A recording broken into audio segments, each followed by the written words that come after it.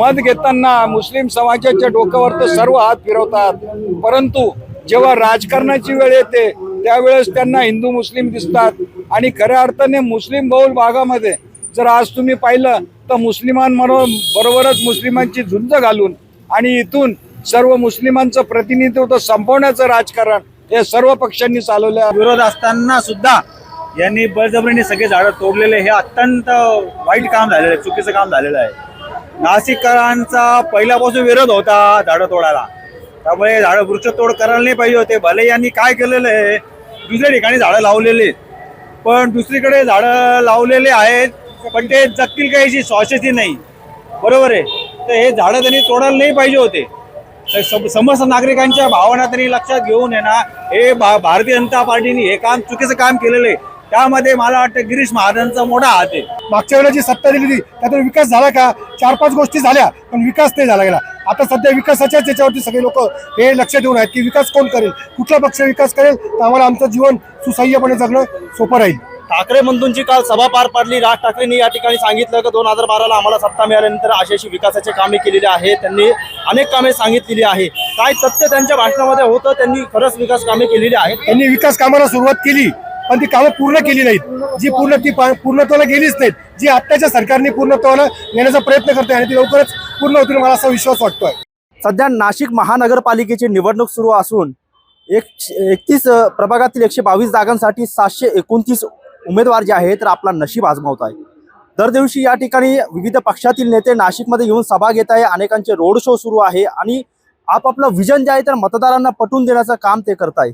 परंतु हे सगळं होत असताना काल ठाकरे बंधूंची सभा नाशिकमध्ये पार पाडली आणि त्यामध्ये त्यांनी अनेक विकासाचे दावे तर केलेच, त्याचबरोबर जे विकासाचा विजन आहे ते देखील सांगितलेलं आहे। त्यामुळे आता नाशिककरांचे नेमके प्रश्न काय आहे, नाशिककरांना यंदाच्या निवडणुकीमध्ये अपेक्षित काय आहे ते आपण जाणून घेऊया। चला तर जाऊया नाशिककरांकडे। आपण सध्या नाशिकच्या गजबजलेल्या बाजारपेठेच्या एरियामध्ये पिंपळपार या एरियामध्ये पोहोचलेलो आहोत आणि या ठिकाणी काही नाशिककर आपल्या सोबत आहे, आपण त्यांच्याशी बातचीत करूयात। दादा मला एक सांगा, नाशिककरांचे महत्त्वाचे या ठिकाणी प्रश्न काय आहे? नाशिककरांचे या ठिकाणचा प्रश्न म्हणजे अतिक्रमण आहे आणि वाहतूक, या दोन्ही ठिकाणी अशी परिस्थिती आहे की नागरिकांना रस्त्याने चालता येत नाहीये। स्मार्ट सिटीच्या माध्यमातून जे काही कामं चालू होते त्यामध्ये विविध ठिकाणी खड्डे खणून ठेवले, चुकीच्या मार्गाचे रस्ते तयार केले, त्यामुळे नागरिकांना चालायला अत्यंत अडचण होते। नागरिकांना चालताना अडचण होते म्हणजे त्याच वेळेला वाहतूक पण का अडचणीच्या जागेमध्ये आलेली आहे।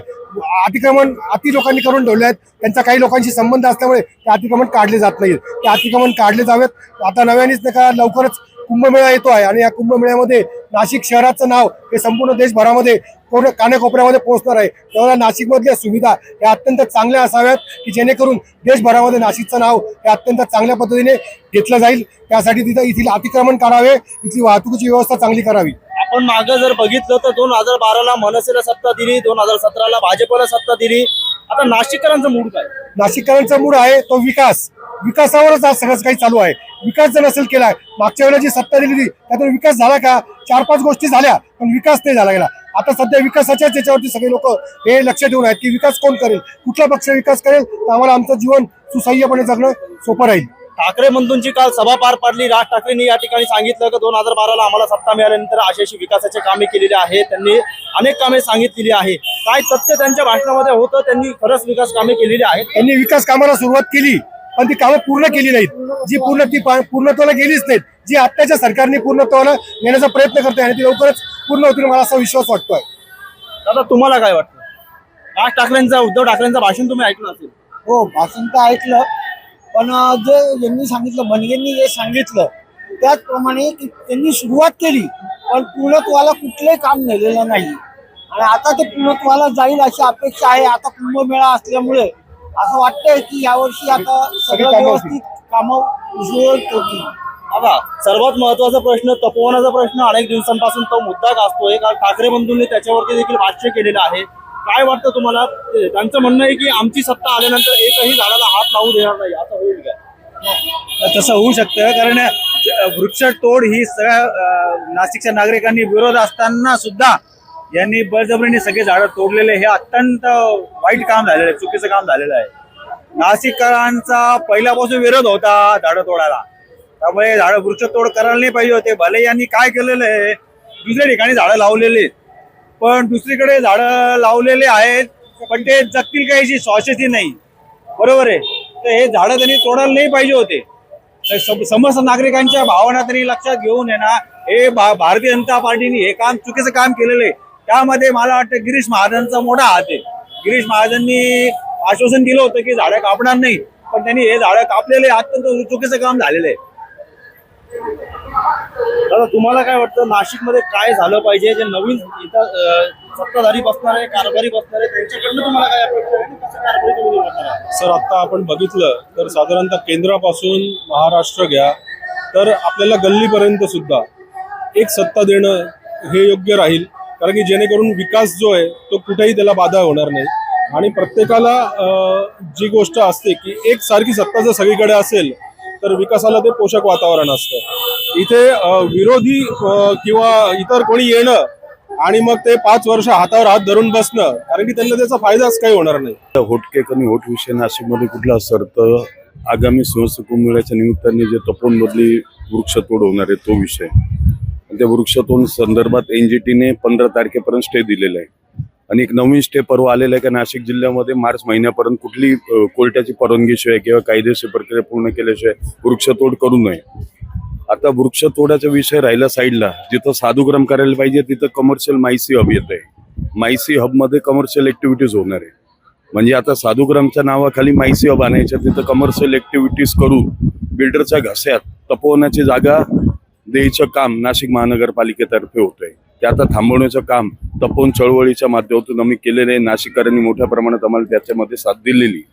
नंबर 2, तपोवन जे श्रीरामाचं दंडकारण्यामध्ये निवासस्थान होतं ते तपोवन नावं त्यांनी DP प्लॅन वरून गायब करून टाकले. नंबर 1, कपिल मुनीचा आश्रम होता तपोवनामध्ये आणि कपिल ऋषींनी तिथे तपश्चर्या केल्यानंतर कपिला आणि गोदावरी नदीचा संगम होतो तपोवन.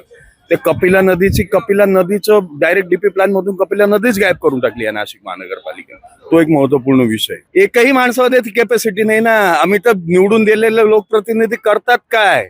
आज आम्ही अनेक वर्ष कोर्टामध्ये भांडतो. नाशिककर व्यथित झालेले, एक चांगला लोकप्रतिनिधी नाशिककरांना भेटलेला नाही.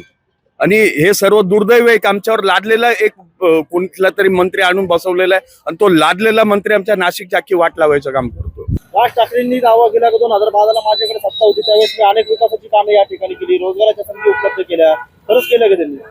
आता म्हणतात आता आपल्या आम्हाला अनुभव आहे. आमच्या नाशिकला काही एवढं हे नाही झालेलं. मी नाशिकला 40 असं म्हणणं की आम्ही पाण्याचा प्रश्न मिटवला. मिनिटावर. खरं आहे. हो. आता पुढे करतील का कामं ती जर निवडून दिली? आता पुढं काय मागचं सांगू शकतं, पुढचं नाही कोणी सांगू शकत. बाबा कोणते प्रश्न आहे नाशिककरांचे? नाशिककरांचे जे प्रश्न आहेत मेन म्हणजे गोदावरी स्वच्छता पाहिजे. गोदावरीच्या ठिकाणी जे आपलं सुशोभीकरण जे चाललेलं आहे ना ते सुव्यवस्थित पाहिजे. म्हणजे कसं माहिती का, सगळ्या प्रवाशांना त्याचा फायदा झाला पाहिजे. प्रवाशांना जसा फायदा झाला ना तर त्याचा फायदा आपल्याला मिळू शकतो. रस्ते चांगले होऊ शकतात, पार्किंगची व्यवस्था चांगली होऊ शकते. आता आमच्या इथे जे मुंदडा मार्केटची पार्किंग होतीये ती 7 मजली होती. त्याच्यामध्ये दुकानदारांचा पण त्यांनी विचार केलेला आहे, तोही व्हायला पाहिजे. आणि राजकारण नको त्याच्यात. खऱ्या अर्थानं आपण पाहिलं काल ठाकरे बंधूंची या ठिकाणी सभा झाली. 2012ला ज्यावेळेस राज ठाकरेंच्या हातात नाशिककरांनी सत्ता दिली होती त्यांचं म्हणणं की पाण्याचा प्रश्न मिटवला, रोजगाराच्या संधी उपलब्ध केल्या. खरंच त्यांनी केलेलं आहे? एवढं काही तसं केलं नाही त्यांनी. पाहिजे तशाने केल्या, ज्या करायला पाहिजे त्यांनी केल्या, नावापुरता केलेल्या आहेत आणि आता पूर्ण झाल्या. आता 2017ला भाजपची सत्ता होती, त्यांचं म्हणणं आहे की आम्ही देखील अनेक विकासाचे दावे ते करताय. खरंच झाले का काम? नाही तसं काही झालेलं नाही. काय वाटतं तुम्हाला, काय झालं पाहिजे? कोण नाशिकचा विकास कोण करतो? जुन्या लोकांपैकी करू शकतात लोक. आता जुने समजा आता जे 10-5 वर्ष तर त्यांनी पास केलेलं आहे, सानेसारखे. परत शिवसेनेने पण चांगले कामं केलेले आहेत आणि भाजपने तर भरपूर छान छान कामं केलेली आहेत. समस्या सांगताय, कोणता पक्ष तुमचे प्रश्न सोडवू शकेल? खऱ्या अर्थाने कोणताच पक्ष या समस्या सोडवण्याच्या आजच्या मनस्थितीत तर दिसत नाही.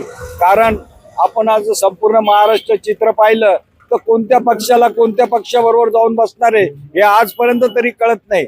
कारण खऱ्या अर्थाने सर्वसामान्य माणसांसमोर एक प्रश्न निर्माण झालेला आहे का पुण्यामध्ये राष्ट्रवादी दोन्ही एकत्र आलेले आहेत आणि नाशिकमध्ये दोन्ही राष्ट्रवादी वेगवेगळ्या लढत आहेत. शिवसेना आणि भाजप कुठे युती करून लढत आहेत तर नाशिकमध्ये युती तोडून लढत आहेत. पुढे राष्ट्रवादी शिवसेनेची युती आहे, पुढे काँग्रेस MIM ची युती आहे आणि आता तर विचित्र प्रकार महाराष्ट्रामध्ये घडताना दिसतोय का MIM बरोबर भाजप युती करते. ही आश्चर्यकारक अशी महाराष्ट्राची राजकीय परिस्थिती निर्माण झालेली आहे. म्हणून कोणत्या पक्षावर विश्वास ठेवावा हा सर्वसामान्यांसमोर प्रश्न निर्माण झालेला आहे. तर ठाकरे बंधू म्हणताय की आमचे सगळे समाजाचे लोक आमच्या सोबत आहे. आता मुस्लिम बहुल भाग आहे, हा मुस्लिम समाजाचा काय मूळ वाटतं? मुस्लिम समाज आता फक्त विशिष्ट पक्षापुरता मर्यादित राहिलेला नसून सर्वच पक्षांमध्ये विखुरलेला आहे. परंतु मुस्लिम समाजाचं मत घेताना मुस्लिम समाजाच्या डोक्यावर तर सर्व हात फिरवतात, परंतु जेव्हा राजकारणाची वेळ येते त्यावेळेस त्यांना हिंदू मुस्लिम दिसतात. आणि खऱ्या अर्थाने मुस्लिम बहुल भागामध्ये जर आज तुम्ही पाहिलं तर मुस्लिमांबरोबरच मुस्लिमांची झुंज घालून आणि इथून सर्व मुस्लिमांचं प्रतिनिधित्व संपवण्याचं राजकारण हे सर्व पक्षांनी चालवलं असं एकूण परिस्थिती दिसते. कोणी या ठिकाणी सत्ताधारी असतील त्यांच्याकडून अनेक अपेक्षा नाशिककरांच्या आहे. त्यामुळे नाशिककर आता नेमकं कोणाला संधी देणार आणि येणाऱ्या 16 तारखेला नेमकं याचा काय निकाल लागणार हेच पाहणं महत्त्वाचं ठरणार आहे. सहकारी व्हिडिओ जर्नलिस्ट जयेश साबळेसह मी मोबिन खान, महाराष्ट्र टाइम्स ऑनलाईन, नाशिक.